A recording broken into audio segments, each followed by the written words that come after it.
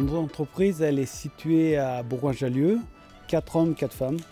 C'est un peu le fait qu'on est un peu original, je pense. On est plutôt sur une maçonnerie écologique, c'est-à-dire qu'on travaille sans béton, on travaille des matières naturelles, disons qu'on travaille beaucoup avec la terre, le bois, la pierre. On utilise de la chaux ou de la terre comme mortier. On a reçu le prix de transmission des savoir-faire. Sur ces chantiers, on avait une apprentie qui a beaucoup travaillé avec nous, qui a toujours été là sur les chantiers. Et puis, il faut dire que toutes les semaines, en moyenne, on a un stagiaire dans l'entreprise.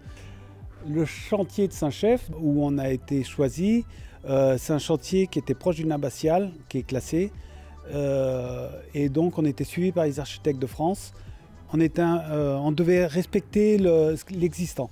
Et on avait une ouverture qui était existante, qui était en briques, en arc, et avec une feuillure assez spéciale et des briques qu'on ne pouvait plus retrouver. Donc il a fallu qu'on trouve une solution pour recréer ces briques en transformant des briques qu'on avait nous.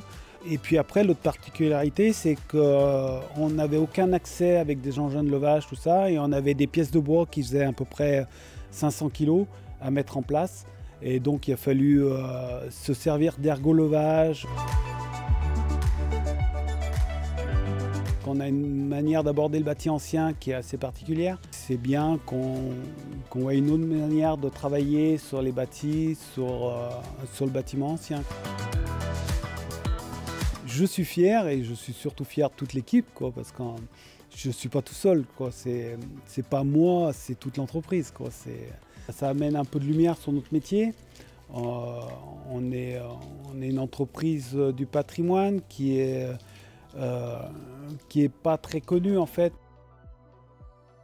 C'est original, c'est assez facile de candidater. Après, nous, on ne croyait pas du tout avoir un prix ou vraiment avoir capacité à concourir pour ce genre de prix.